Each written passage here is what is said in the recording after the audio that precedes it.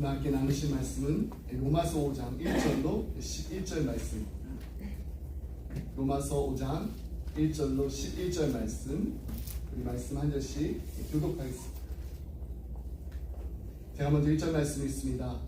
그러므로 우리가 믿음으로 의롭다 하심을 받았으니 우리 주 예수 그리스도로 말미암아 하나님과 합평을 누리자. 또한 그로 말미암아 우리가 믿음으로 있는 이 은혜의 들어가는 것이며 하나님의 영광을 바라보고 즐거워하느니라. 다만 이뿐 아니라 우리가 환난 중에도 즐거워하나니 이는 환난은 인내를, 인내는 연단을, 연단은 소망을 이루는 줄 알노라. 소망이 우리를 부끄럽게 하지 아니함은 우리에게 주신 성령으로 말미암아 하나님의 사랑이 우리 마음에 부음받음이니 우리가 아직 연약할 때 기약대로 그리스도께서 경건하지 않는 자를 위하여 주셨도다. 의인을 위하여 죽는 자가 쉽지 않고 선인을 위하여 용감히 죽는 자가 혹 있거니와 우리가 아직 죄인 되었을 때 그리스도께서 우리를 위하여 죽으시므로 하나님께서 우리에 대한 자기의 사랑을 확정하셨느니라. 그러면 이제 우리가 그의 피로 말미암아 의롭다 하심을 받았으니 더 그로 말미암아 진노하심에서 구원을 받을 것이니 곧 우리가 원수 되었을 때에 그의 아들의 죽으심으로 말미암아 하나님과 화목하게 되었은즉 화목하게 된 자로서는 더 그의 살아나심으로 말미암아 구원을 받을 것이니라. 11절 말씀 함께 읽겠습니다. 그뿐 아니라 이제 우리로 화목케 하신 우리 주 예수 그리스도로 말미암아 하나님 안에서 또한 즐거워하니라. 아멘. 제가 오늘 여러분들과 함께 나눌 말씀의 주제는 기쁨입니다. joy. 근데 그냥 기쁨이 아니라 환난 중에도 누리는 기쁨입니다. 이제 여러분들께 질문 하나 드리겠습니다. 예전에 제가 이 질문 한번 드린 적이 있어요. 오늘 나의 삶을 이렇게 돌아봤을 때 얼마나 즐거우신가요? 지난 한 주간을 이렇게 좀 돌아보셔도 괜찮겠습니다. 자, 만약 1에서 10까지 표시를 한다면 1은 그냥 아주 그냥 조금 기뻤고 또 즐거운 건데 10은 아주 많이 기쁜 겁니다. 자, 1에서 10까지 표시를 한다면 어느 정도 이렇게 즐거웠다라고 대답하실 수 있으신가요? 나는 5 이상이다. 난 지난주에 너무너무 기뻐서 그냥 만점 10점 주겠다. 솔직하게 그냥 손 드지 마시고요. 그냥 마음속으로 점수를 매겨보시기 바랍니다. 나는 매일 아침 이렇게 눈을 뜰 때마다 얼마나 행복한지 모릅니다. 눈을 뜰 때마다. 여러분 그러세요? 그리고 매일 이렇게 저녁에 이렇게 잠자리에 들 때마다 오늘도 하나님과 동행하며 살 수 있어서 너무너무 기쁜 하루였다. 이런 감사가 얼마나 넘쳤는지 우리 자신에게 한번 물어보세요. 2023년도 우리 한 해를 또 보내면서 우리는 또 얼마나 하나님께 감사하는 마음으로 날마다 주님과 동행하는 기쁨이 넘치는 삶을 살으셨는지. 여러분 오늘 우리가 함께 기쁨에 대해서 나누는데 올 한 해뿐만 아니라 정말 지금까지 지내온 그 삶을 뒤돌아봤을 때 믿음으로 의롭다함을 얻은 우리가 정말 하나님의 자녀인 우리에게 주신 그 하나님의 축복이 얼마나 크고 놀랍고 많은지 받은 복을 세어보아라. 정말 받은 복을 세어보면 볼수록 놀라지 않을 수가 없습니다. 먼저 우리는 하나님과 화목하게 되었습니다. 이것은 완전한 화평입니다. 그렇다면 왜 우리가 얻은 이 하나님의 그 화평이 완전한 것입니다? 그 이유는 바로 이것은 우리의 행위로 인해서 얻은 것이 아니기 때문입니다. 오직 그리스도의 공로로 말미암아 주어진 화평이기 때문입니다. 그래서 이제 우리는 하나님의 은혜의 보좌 앞에 나올 때 당당하게 나아갈 수 있게 되는 이 특권을 누리게 되었습니다. 그리고 우리가 하나님 아버지께 무엇이든지 구하면은 가장 좋은 것으로 응답하시는 그 하나님의 놀라운 사랑을 날마다 체험하면서 살 수 있게 되었습니다. 그래서 저는 신실하신 하나님, 실수가 없으신 좋으신 나의 주, 신실하신 하나님, 실수가 없으신 좋으신 나의 주. 이 찬양 부를 때마다요 정말 너무너무 감사합니다. 왜냐하면은 나의 반석이신 하나님께서, 여러분의 반석이신 하나님께서 행하신 모든 것이 완전하시기 때문입니다. 나의 생명 되신 하나님께서, 여러분의 생명 되신 하나님께서 우리에게 행하신 그 일을 감사 찬양할 수밖에 없는 그런 삶을 우리가 살 수 있기 때문입니다. 여러분, 이처럼 하나님께서는 그리스도로 말미암아 하나님과 화목하게 되는 이 완전한 화평을 누리게 하셨습니다. 그뿐만 아니라 우리가 이 땅에 사는 동안 날마다 하나님의 자녀로서 정말 하나님 아버지의 그 사랑을 체험하면서, 어떤 하나님이요? 실수가 없으신 좋은 하나님, 좋은 나의 하나님, 좋은 우리의 하나님과 동행하는 그 기쁨을 우리에게 허락하셨기 때문입니다. 자, 여러분, 그렇다면은 우리는 이 기쁨을 날마다 정말로 누리고 살고 있는지, 우리가 정말로 어떻게 하면은 이 기쁨을 우리가 날마다 누리며 살 수 있을까요? 첫 번째, 먼저 우리는 우리에게 정말로 선물로 주신, 하나님께서 우리에게 선물로 주신 이 기쁨을 이 땅에서 마음껏 누리려면은 이해해야 되는 것이 있습니다. 그것은 바로 우리가 당하는 그 환난의 목적, 그 목적을 이해해야 합니다. 우리 크리스천들 항상 기쁘게 살아야 함에도 불구하고요, 정말로 기쁨이 넘치는 삶을 사는 그 크리스천들이 많지 않음을 보게 됩니다. 왜 그럴까요? 그것은 바로 우리 크리스천들이 가지고 있는 이 몇 가지 오해가 있기 때문입니다. 그 첫 번째 오해는 이것입니다. 많은 크리스천들이요 가지고 있는 오해 중에 하나가 바로 우리를 향하신 하나님의 뜻입니다. 한국교회 그 초기 그 시절에 미국 선교사님들이 한국에 와서 이해하지 못한 것 중 하나가 한국 성도님들의 그 얼굴 보면서 너무 왜 이렇게 심각할까 하는 것이었답니다. 사람들이 이제 교회 오기만 하면은 막 목 놓아 울었습니다. 물론 우리 뜨겁게 간절하게 기도도 해야 되고 회개도 해야 됩니다. 역대의 말씀을 보게 되면 요시야 왕 시대에 대제사장 hil기야가 성전 보수 공사를 하다가 무엇을 발견하나요? 율법책을 발견합니다. 그래서 이 율법책을 서기관을 통해서 전달해 가지고 읽었는데, 왕이 이것을 듣고서 막 옷을 찢어가면서 회개했습니다. 또 그 말씀을 다시 온 백성들에게 불러 모아가지고 왕이 직접 읽었는데, 그 읽었을 때 이 백성들이, 그곳에 모인 모든 백성들이 전심을 다해서 말씀에 순종할 것을 약속했습니다. 이들처럼 우리도 하나님의 말씀이 우리에게 임했을 때 회개해야 됩니다. 순종해야 됩니다. 또 다짐하면서 결단해야 합니다. 이런 영적 대각성이 교회 안에서 계속해서 일어나야 합니다. 자, 그런데 이 미국인 선교사님들이 이 한국 초대교회 성도님들 보면서 이해되지 않았던 부분은요, 이렇게 목 놓아 막 울면서 회개하면서 뜨겁게 기도하는 그런 모습이 아니었습니다. 교회에 오기 전에는 너무 행복해가지고 막 즐겁게 웃다가도요, 이 교회 안에, 교회에 이렇게 딱 들어서기만 하면은 이렇게 웃었던 얼굴이 어떻게 돼요? 이렇게 굳어져 버린다는 것입니다. 왜 그랬을까요? 여기에 대해서 이제 연구한 그 논문에 대해서 제가 한번 소개해드린 적이 있어요. 그 당시 한국 교회와 또 한국 사회가 유교적 영향을 많이 받았기 때문이라고 설명합니다. 옛날 우리나라 그 양반들 어땠나요? 기쁜 일이 있어도 또 슬픈 일이 있어도요, 그것을 금방 막 이렇게 이모셔널이 막 얼굴에 이렇게 나타내서는 안 됩니다. 내가 양반이니까. 그래야지 또 점잖은 이렇게 선비로 또 여겨집니다. 막 좋다고 막 깔깔대고 웃고 막 더 막 슬프다고 막 엉엉 울고, 이게 아니라는 거예요. 그냥 점잖은 선비. 비가 와도요, 어떻게 해야 돼요? 비를 맞으면서도 천천히 걸어야 된다. 뒤친구치면서 빨리 뛰면 안 됩니다.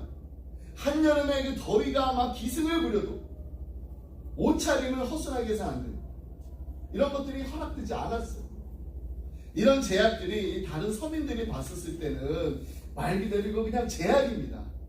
하지만 선비들 자신들에게는요, 이게 참 중요한 거였어요. 왜 중요했을까요? 소위 천한 저 산 것들과 그래도 나는 구별된다라는 이런 행위였기 때문입니다. 근데 이런 유교적인 그 영향을 받아 한국 교회가 그동안에 이 믿음이 좋다고 여겨지는 그 성도들의 모습을 약간 이런 양반의 모습처럼 막 잘 웃지도 않고 막 점잖게 말하고 또 행동하는 그런 모습으로만 그려왔다는 겁니다. 모습으로만입니다. 여러분, 우리가 그렇게 한다고 해서 무조건 다 잘못됐다라고 말씀드리는 거 아닙니다. 하나님께서는 분명히 우리에게 원하시는 게 있어요. 봉사도 원하고 충성도 원하고 희생도 원하고 열정도 원하십니다. 근데 이것이 그냥 하나님께서 우리에게 원하시는 전부는 아니라는 겁니다. 하나님께서 원하시는 게 무엇일까요? 여러분, 요한복음에 보면요, 생명의 떡으로 오신 그 예수님께, 생명의 떡으로 오신 예수님께 이 어린 소년이 오병이어를 드립니다. 이 어린 소년이 예수님께 보리떡 5개와 물고기 2마리 드릴 때 봉사, 충성과 희생과 열정만으로 드렸을까요? 아닙니다. 이 소년에게는요, 무엇보다도 자신이 가지고 있는 거, 그거를 그냥 보잘것없지만은 그걸 주님께 드릴 수 있다라는 그 기쁨이 넘쳤을 거예요. 많은 거 아닙니다. 조그만 겁니다. 물고기도 아주 조그만 거예요. 저희 기쁨의 교회도요, 이런 기쁨이 넘치는 일들이 너무너무 많습니다. 2019년도에 성탄절 예배를 드리면서 우리 기쁨의 교회 주일학교 학생들 핸드벨 연주를 하고 나서 함께 찍은 사진이에요. 그들 너무 행복하죠. 기쁨이 넘치죠. 너무너무 정말 열심히 연습을 해가지고요, 아름다운 연주로 하나님께 영광을 드렸는데 정말 우리 자녀들, 그 성탄의 그 기쁨이 넘치는 시간이었습니다. 우리 자녀들 때문에 우리도 함께해요. 자, 그때를 한번 이 타임머신을 타고 돌아가 보도록 하겠습니다. 동생 2개입니다.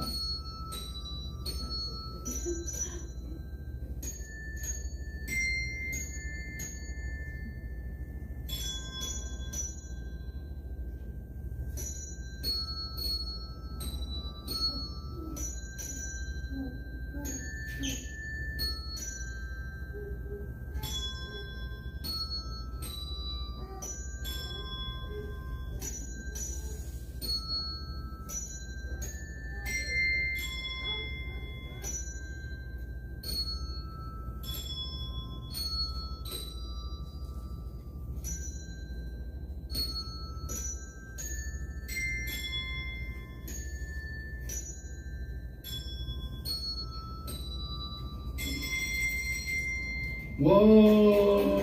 예쁘게 인사하세요.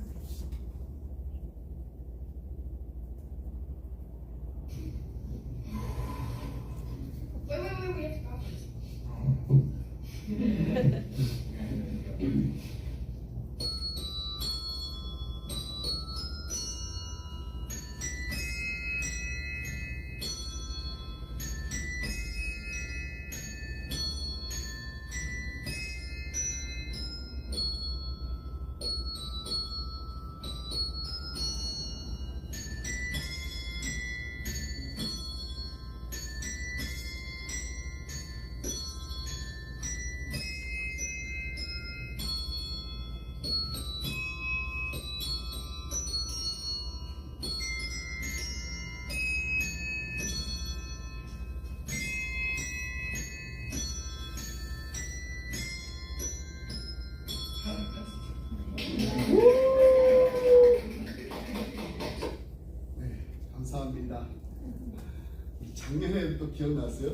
우리 또 제이하고 또 사랑이하고 같이 피아노 또 바이올린 이렇게 협주도 하고, 정말 저는요, 이런 아름다운 그 연주를 볼 때마다 정말 행복한 미소가 우리 자녀들의 그 얼굴에 가득해서 얼마나 감사한지 모릅니다. 아닌 것 같은데요. 이 핸드벨 할 때 좀 얼굴 보니까 좀 굳어 있던데요. 양반들인가요? 그게 아니라 그 앞에 핸드벨 그 색깔 해놓은 거 그 앞을 너무 열심히 보느라고 얼굴들이 다 이렇게 굳어 있었어요. 저는 우리 그 아이들이, 우리 자녀들이요, 정말 억지가 아니에요. 마음에서 우러나오는, 그래서 정말 기쁨이 넘쳐서 환하게 그 웃으면서 그냥 자신들만 기쁜 게 아니라 주위 사람들에게 기쁨을 나눠주는 그런 삶, 정말 나눠주면서 사는 그런 모습을 보고 싶습니다. 그게 목회자로서, 목사로서 저희 기도 제목이에요. 여러분, 모든 부모님들의 마음이 다 그렇지 않을까요? 내 하나님 아버지의 마음도 그렇다는 것입니다.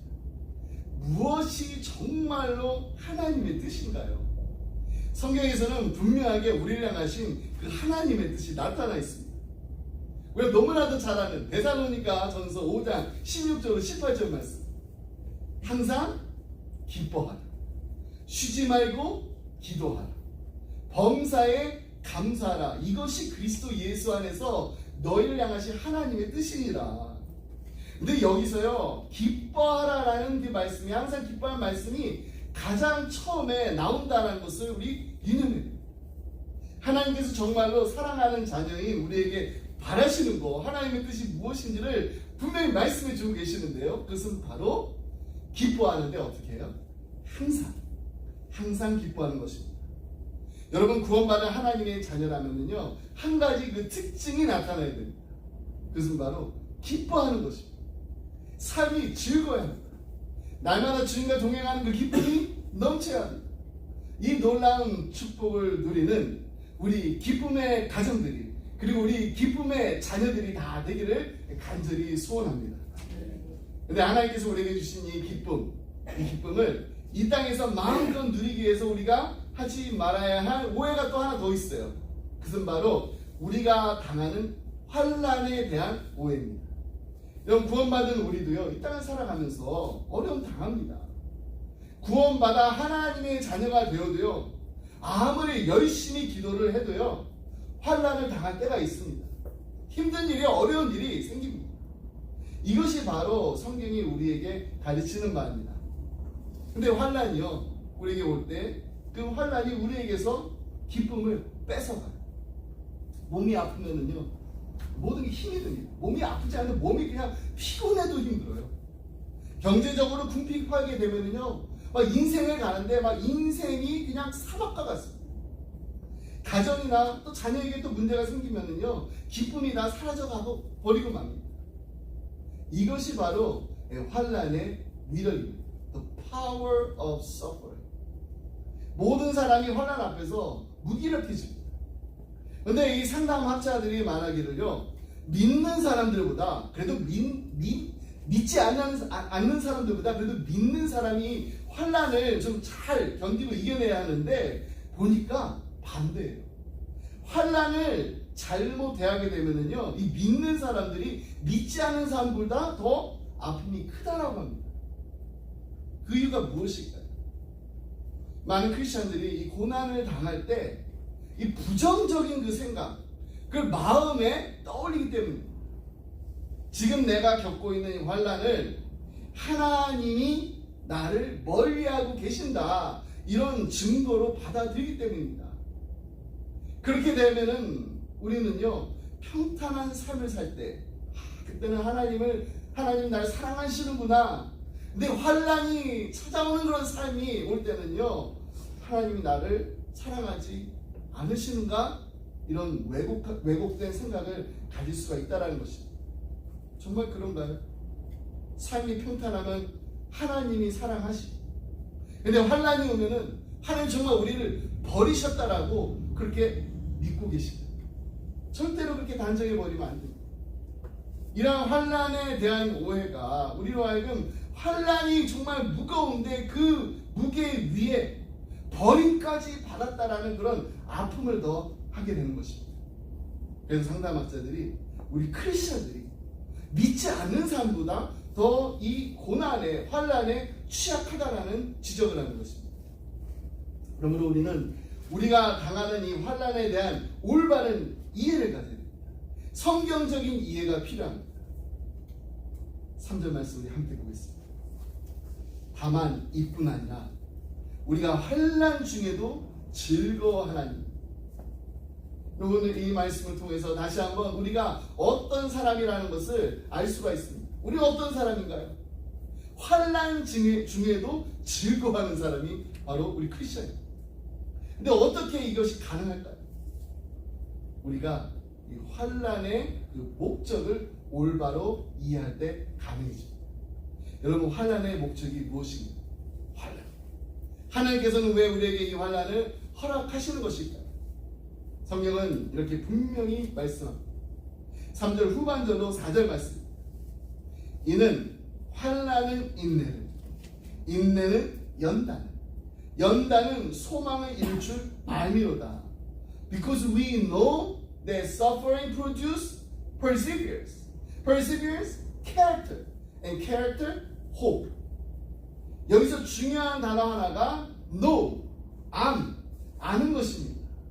우리가 지금 겪고 있는 이 환난을 이해하기 위해서는요, 우리가 알아야 돼요. 무엇을요? 하나님의 뜻을, 하나님의 목적을 분명히 알아야 됩니다. 이 땅에서 우리에게 일어나는 일들 가운데 우연으로 일어나는 일들은 하나도 없습니다. 환난도 마찬가지입니다. 이 모든 일들이 다 하나님의 섭리 안에 있다는 것입니다. 하나님의 섭리 안에 있지 않은 환난은요, 하나도 존재하지 않습니다. 그렇다면 왜 정말 우리를 이렇게 사랑하시는 하나님께서 우리에게 환난을 허락하시는 것일까요? 그 이유는 바로 우리가 인내를 배워 연단되어야 하기 때문입니다. 여기서 연단이라는 이 말, refine이라고 하잖아요. 이 순금을 얻기 위해서 용광로에서 이 재련하는 이 과정을 의미합니다. 그렇습니다. 환난은 우리의 성품을 연단합니다. 그래서 NIV 성경에 보면은 연단을 character, 성품이라고 번역했습니다. refine이라고 하지만 character. 여러분, 우리가 부인하고 싶지만은 솔직히 우리의 성품과 우리의 인격 어떨 때 변화가 돼요? 환난을 통해서 정말 순전해지는 것을 우리가 보게 됩니다. 평탄하고 모든 일이 다 잘 풀리고 있을 때는요, 그때 우리의 성품이 정말로 변화되고 연단될 수 있으면 얼마나 좋겠어요. 근데 사실 그럴 때는 잘 몰라요. 또 그렇게 되지도 않습니다. 우리 안에 있는 수많은 죄성과 잘못된 것과 또 이 나쁜 습관들 무엇을 통해서 사라지게 되나요? 놀랍게도요, 연단을 통해서입니다. 연단이 있어야지, 리파인이 돼야지 순금을 뽑아낼 수가 있습니다. 그래서 우리에게는 이 연단의 과정이 꼭 있어야 돼요. 그리고 우리가 이 연단의 과정을 잘 참고 인내하게 되면은 우리 안에 있는 불순물들이 걸러지게 됩니다. 우리로 하여금 하나님 앞에 나와서 정말로 진심으로 진정으로 회개하게 하고 우리의 정말 나쁜 습관들, 잘못된 것들 다 끊어버리게 만듭니다. 환난을 통해서, 고난을 통해서. 이것이 바로 하나님께서 우리에게 환난을 허락하시는 이유랍니다. 그래서 욥은요, 그가 경험한 이 고난의 그 체험을 통해서 이렇게 간증합니다. 욥기 23장 10절 말씀입니다. 그러나 내가 가는 길을 그가 아시나니 그가 나를 단련하신 후에 내가 순금같이 되어 나오리라. But he knows that the way that I take, when he has tested me, I will come forth as gold, pure. 시편 기자도요, 고난의 유익과 이 귀중함을 이렇게 고백했습니다. 시편 119편 67절과 71절 말씀을 우리 함께 큰 목소리로 읽도록 하겠습니다. 한국말로도 되어 있고요, 영어로도 있습니다. 여러분이 편하신 언어로 읽으시면 됩니다. 고난 당하기 전에는 내가 그릇 행하였더니 이제는 주의 말씀을 지키나이다. 71절 말씀입니다.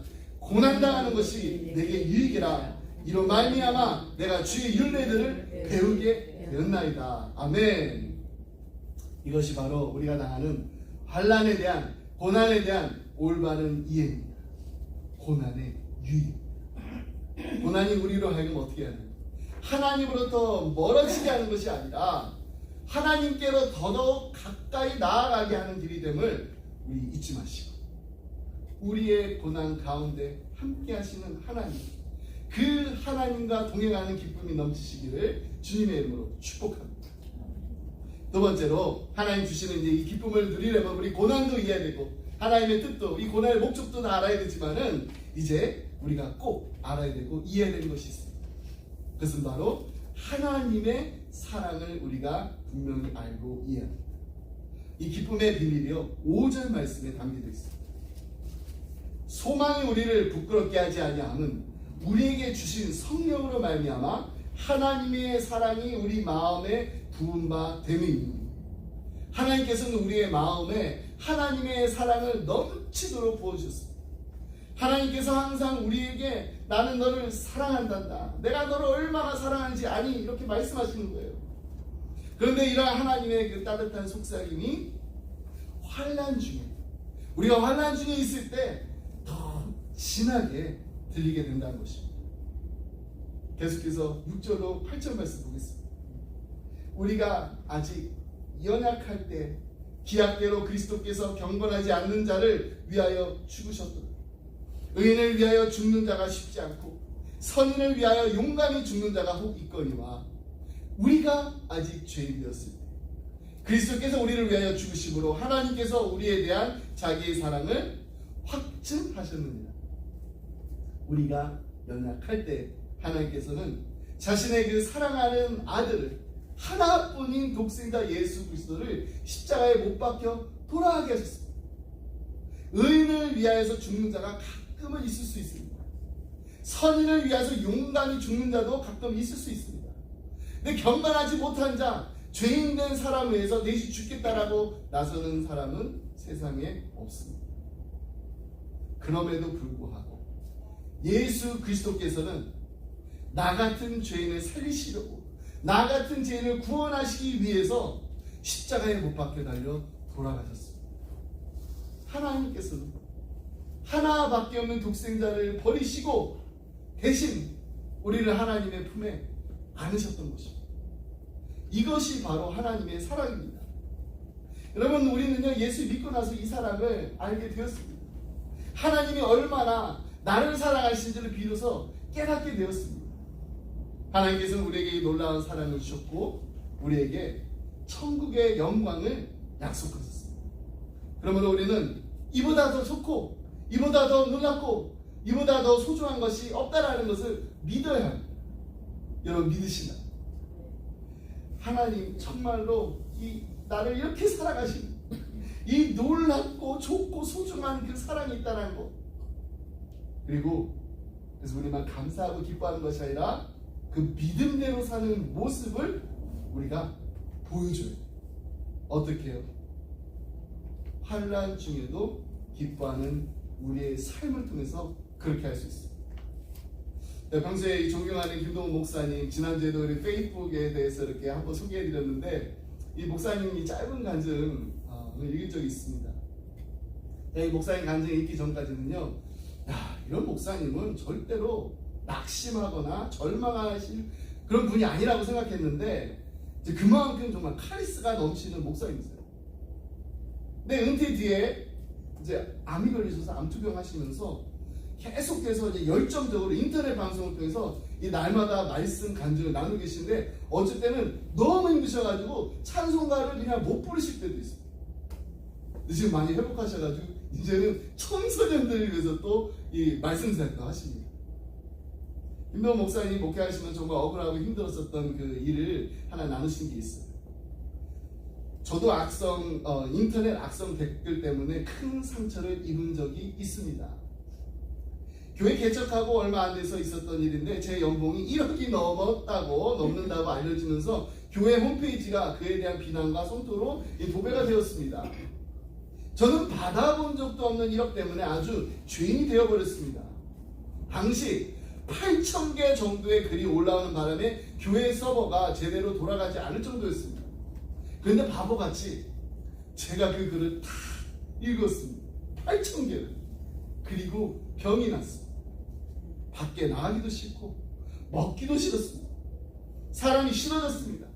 순간 내가 병이 들었구나 싶어서 신경정신과에 찾아가 상담을 받으려고 했습니다. 감사하게도 곧 좋아지기는 했지만은 그때 이러다 사람이 죽을 수도 있구나라는 것을 느꼈습니다. 정말 곧 죽을 것 같이 힘들었습니다. 골리앗을 만난 것 같았습니다. 악성 댓글들은 골리앗만큼 능력이 있었습니다. 사람을 죽일 수도 있는 능력이었습니다. 악성 댓글뿐만 아니라 인생에서 겪는 실패, 외로움, 감당 못할 비난들, 우리가 보면은 감당 못할 골리앗입니다. 그러나 우리 뒤에 계시는 든든한 하나님 때문에 그를 향해 칼과 단창을 던질 수 있는 것입니다. 그리고 잠을 이루는 것입니다. 혹시 여러분들 가운데도요, 목회자는 아니지만 나를 정말 힘들게 하는 사람들 때문에 정말 억울하고 또 감당하기 어려운 환경 때문에 힘들었던 이들을 경험하신 분들이 계시나요? 다들 경험해 보셨잖아요. 경험은 예전에 했는데 지금은 괜찮다고 하시는 분도 계시지만은 난 지금 그런 경험을 하고 있습니다. 그런 일들 겪고 있습니다 하는 분들도 분명히 계실 겁니다. 지금 있잖아요. 저도 최근에 제가 이렇게 믿었던 그 사람에게서 정말 말도 안 되는 이야기 듣고서 이런 얘기를 저한테 하지라고 마음고생한 적이 있어요. 그냥 살기 바빠가지고 하루하루 그냥 열심히 이제 지내다 보니까 살다 보니까 잊어버렸는데 가끔씩 그 친구가 했던 말을 생각하면은요, 이 섭섭한 마음이 그지 없습니다. 친한 친구잖아요. 여러분, 이게 인생입니다.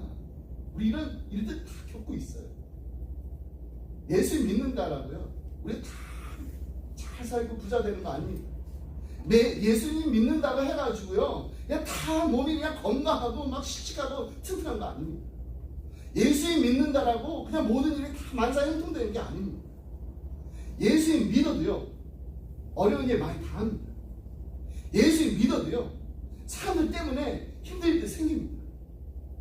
하지만 이 모든 고난과 역경이 하나님께서 우리를 죽이시려고 보내시는 그런 고난인가요? 절대로 아닙니다. 우리를 강하게 하려고 주시는 훈련입니다. 트레이닝입니다. 그래서 사도 바울이 이는 환난은 인내, 인내는 연단은 소망을 이루는 줄 알미로다 라고 말한 것입니다. 연단은 캐릭터. 유명한 이 기독교 변증가였던 C.S. 루이스가 이런 말을 했습니다. 예수 믿는 사람에게 있어서 기쁨은 대문자로, J-O-Y는 대문자로 표현할 수 있는 삶이다. 또한 진정으로 신뢰할 만한 기독교, 하나님을 영화롭게 하고 세상을 흔들어 놓는 기독교는 그 중심에 기쁨을 갖고 있다. 여러분, 우리 중심에 기쁨이 있습니까? 우리 마음에 기쁨이 있습니까? 왜 우리에게 있어서 이 기쁨이 그냥 소문자로 기쁨이 아니라 기쁨, J-O-Y 이렇게 대문자로 표현될 수 있는 것입니다. 대문자는요, 어떻게 주목할 때라든지 이렇게 강조하고 싶을 때, 이 중요성을 나타내고 싶을 때 사용하는 게 대문자입니다. 예수님을 믿는 우리가 세상에서 정말 특별히 편하게 보여줄 수 있는 것이 있다면은 그것은 바로 대문자 J-O-Y 기쁨입니다. 세상 것으로 좋아하는 기쁨 말하는 게 아닙니다. 하나님의 영광을 바라고 기뻐하는 것입니다. 그래서 우리는 가난해도 즐거워할 수 있습니다. 병들어도 하나님 앞에서 기뻐하고 감사할 수 있습니다. 우리는 이 세상에서 다른 사람들이 부러워할 만큼 성공하지 못해도요, 기뻐하고 즐거워할 수 있습니다. 왜 그런가요? 어떻게 그렇게 할 수 있나요? 그것은 바로 우리 주님의 영광이 우리 앞에 있기 때문입니다. 이것이 바로 세상 사람들 앞에 우리가 내놓아야 하는 우리의 삶의 대문자 기쁨입니다. 환난과 역경 가운데서도요, 우리의 머리는 도무지 정말 왜 이토록 나를 사랑하시는지 이해할 수 없는 그 사랑으로 우리와 함께 하시고 우리와 동행하시는 하나님 안에서만 누릴 수 있는 참 기쁨이 넘치는 우리 기쁨의 가정들이 다 되시기를 주님의 이름으로 축복합니다. 말씀했습니다. 자, 이제 휴스턴에 온 지가 벌써 8년이 되어갑니다. 아니라 8년이 넘었습니다. 그동안 참 감사한 일들이 많이 있었는데 무엇보다도 두 분에게 세례를 준 날이 아직까지도 그분들 생각하면 제 머릿속에 생생해요. 이분들이 어떻게 세례를 받으셨는지. 한 분은요, 제가 이제 담임 목회를 처음 시작하고서 세례를 준 분인데, 저는 담임 목사로서 세례를 처음 준 분이 한국 사람이 아닙니다. 일본 사람이었습니다. 세례를 준비하면서 함께 성경 공부도 하고 또 교제도 이렇게 나눴는데, 세례를 받기 전에 이렇게 점심 식사를 함께 할 그 기회가 있었습니다. 자, 이제 그분께, 그 성도님께 식사 기도를 부탁드렸더니 우리 이제 보통 영어로 대화를 했거든요. 근데 그날은 자기가 일본어로 기도하겠다고. 그래서 일본어로 이렇게 기도하시는 걸 들으면서 저는 하나도 알아듣지 못했는데 들으면서 너무너무 감사했어요. 그래서 이런 생각이 들었습니다. 하나님 정말 이분 사랑하시는구나. 정말로 이분 사랑하시는구나. 나처럼 이렇게 부족한 사람을 휴스턴에까지 보내가지고 예수님을 믿게 하시니 너무너무 감사하다. 이런 마음이 들었어요. 또 다른 한 분은 여러분들이 아시는 암으로 이렇게 투병하시다가 이제 돌아가신 성도입니다. 한 번도 만나보지 않으셨지만 제가 몇 번 이렇게 슬라이드로 그분이 세례받는 걸 보여드렸어요. 암투병으로 이렇게 치료를 받으시다가 이 아드님과 이 따님이 사는 그 덴버로 이렇게 가셔가지고 이 남은 시간을 이제 가족들과 함께 보내시다 가셨는데 일주일을 보냈어요. 일주일 동안 보내시다가 하나님께 정하신 그 연수를 다해서 아버지께로 돌아가셨어요.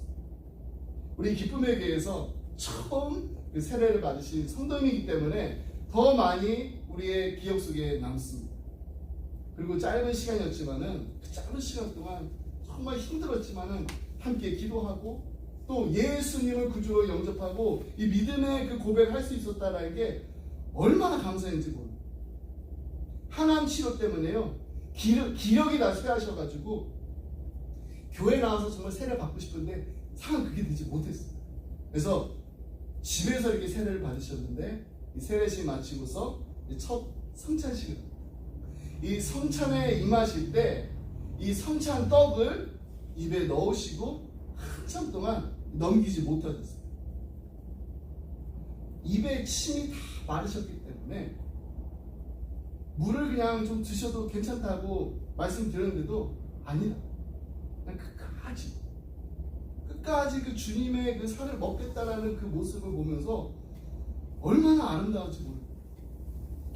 나도 정말 성찬에 임할 때 저런 마음으로 저런 자세로 임하겠다라는 마음을 그 성도님이 그 첫 성찬 그 떡을 떼는 걸 보면서 저도 다시 도전받았어요. 은혜 받았어요. 이분이 이제 세례를 받으시기 전에 이런 말씀하신 게 지금도 기억납니다. 목사님, 저는 이 욥의 고난을 통해 하나님을 더 간절히 찾게 되었습니다. 이분 사실 어릴 적에 교회 다니셨거든요. 그래서 욥의 그 고난에 대해서 아세요. 내게 왜 이런 고난을 주시는지 전 잘 모르겠습니다. 하지만 제가 조금이라도 더 살 수 있는 그 시간을 주신다면 정말로 열심히 하나님 믿고 교회에서 열심히 봉사하고 싶습니다. 그러면서 살고 싶다라는 거예요.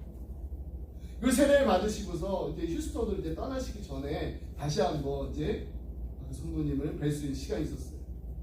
근데 그때도 또 저를 붙잡고 이런 말씀하시는 거예요. 목사님, 제가 덴버에 갔다가 나중에 병이 다 나아가지고 휴스턴으로 다시 돌아오게 되면 정말 교회 열심히 나와서 봉사하겠습니다. 이 성도님이 남기신 이 마지막 유언과 같은 그 말씀이 얼마나 제 마음을 기쁘게 했는지, 그리고 얼마나 감사했는지. 하나님 정말 이분 너무너무 사랑하십니다. 하나님 정말 이토록 사랑하시는 거예요. 이분 하나밖에 없는 독생자 예수 그리스도를 이 땅에 보내셔서 아낌없이 내어진 그 십자가에 내어진 그 크신 하나님의 사랑을 입은 자만이 할 수 있는 아름다운 이 헌신의 고백을 그 돌아가시기 전에 그 힘도 없어가지고 성찬 떡도 그냥 제대로 넘기실 수 없는 분이 하나님께 드린 거예요. 우리 2023년도가 이제 석 달밖에 남지 않았습니다. 오늘 9월 마지막 주일이에요. 이제 우리 한 해를 마무리하면서 다시 한번 성령으로 말미암아 우리의 마음에 부어주신 그 하나님의 사랑이 얼마나 크고 놀라운지 다시금 깨닫게 되는 우리 기쁨의 성도님들이 다 되시기 바랍니다. 그리고 주님과 날마다 동행하는 그 기쁨이 넘칠 뿐만 아니라 하나님 보실 때 너는 나의 기쁨이다, 너는 나의 자랑이다, 이런 순금과 같은 기쁨의 가정들이 되시기를 주님의 이름으로 축복합니다. 기도하겠습니다.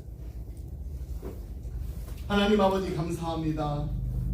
우리가 아직 연약할 때, 우리가 아직 죄인 되었을 때 예수 그리스도께서 경건하지 않은 우리를 위해 죽으심으로 우리에 대한 하나님 아버지의 그 크신 사랑을 확증하심을 감사드립니다. 하나님, 우리 너무너무 부족합니다. 너무너무 나약합니다. 고난과 역경이 오면은 이겨낼 힘이 없습니다. 하나님, 도와주세요. 이겨낼 힘 주세요. 주님만을 바라볼 수 있도록 우리의 마음을 온전히 주장하여 주옵소서.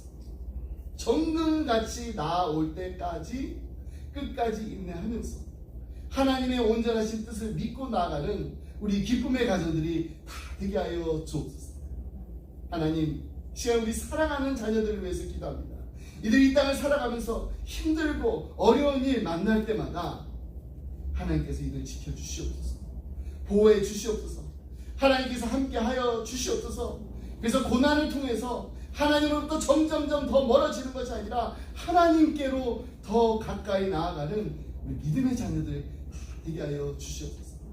하나님, 이들이 정말로 주님과 날마다 동행하는 기쁨이 넘칠 뿐만 아니라 우리 주님의 기쁨이요 자랑이 되는 순금 같은 인생을 살게 하여 주옵소서. 이 모든 말씀 예수님의 이름으로 기도드립니다. 아멘. 다시 한번 함께 주목하겠습니다.